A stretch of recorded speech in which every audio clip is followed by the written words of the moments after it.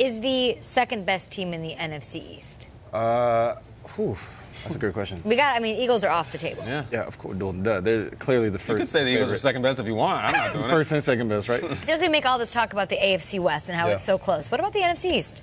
I think the NFC East, there's a close competition for second. But I think the second best team, I have to go with the New York Giants. Oh, yeah? And when I look at just the additions, they added some big bodies up front in the absence of getting rid of Jason Pierre-Paul. They still got OV there, Landon Collins, a safety position, who's turned out to be a great player. But then on the offensive side of the ball, they added one of our favorites, Saquon Barkley. They added Jonathan Stewart, so they're pretty shored up at that running back position. And now they get Odell back healthy. And you see just how much he means to that offense and how much they missed him last season. We've seen the emergence of Sterling Shepard, Evan Ingram. So I feel like the Giants are going to get back to the old Giants that we've seen over the past year.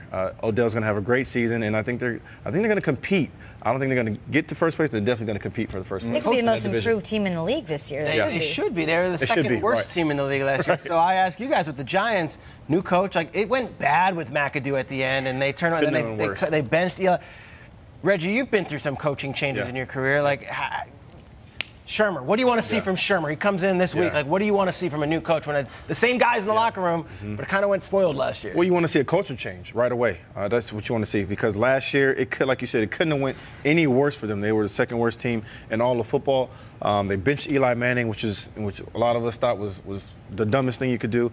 But you have to change the culture of that team. And you have to bring in this new regime without overkill as well, because I truly believe sometimes coaches come into, when it's their first time, especially first-time head coach, they overkill and they wear you out and they wear you down. I remember Sean Payton's first year as a head coach, which was my rookie year.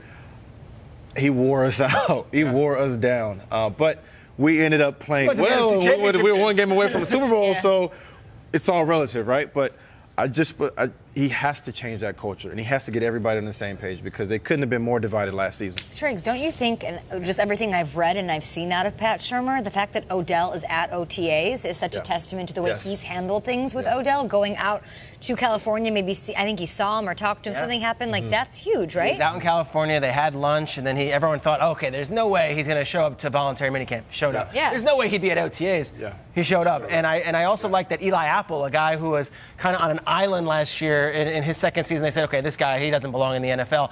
They didn't cut him. They said, let's work with him. There's obviously a reason he was a top 10 pick, and already he's coming on board, and there's improvements there. But my team in the NFC East, it's a team that we don't talk about much on the show. I think the Washington Redskins are very quietly much improved this year.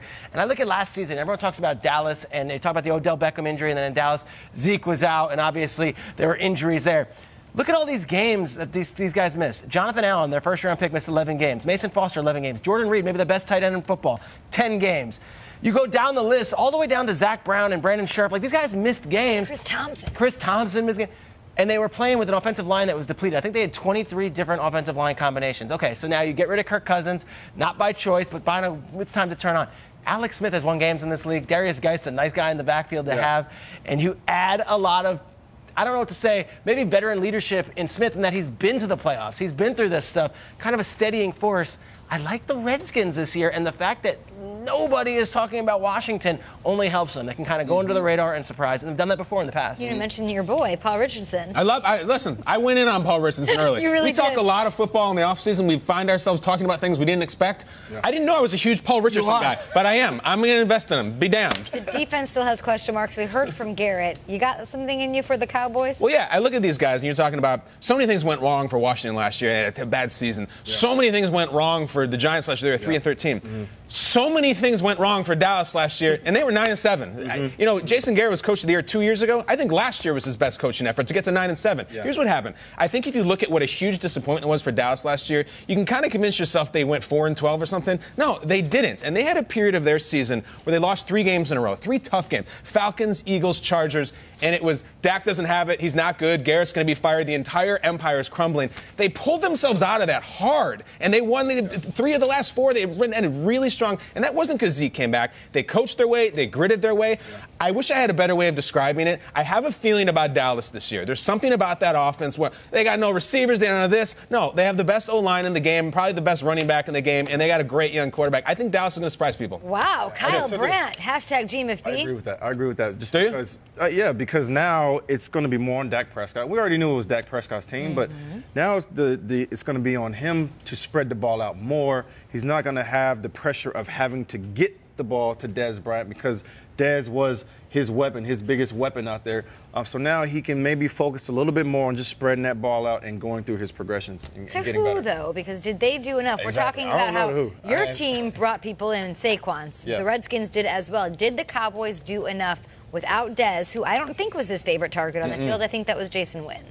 Well, it's tough because you feel like the one position they're lacking in is the guy they got rid of, which is Dez Bryant. He's the one guy that can help them right now. But I don't know. I don't know if they did enough. Maybe they're taking a different approach to where they wanted to. Clearly, they wanted to get rid of Dez Bryant, but this has always been Dak Prescott's team. The second that he took over for Tony Romo, it became his team, and they're starting to build that team around him. And like you said, to your point, the greatest thing you can do for the quarterback is protect him. And I call him the Great Wall of China. They got a Great Wall of China out there that's going to protect him and give him more time to throw the football this year. And having a healthy Zeke back with no off-the-field issues is going to serve well for Dak Prescott. Best running back, best offensive line. You might be right, Kyle.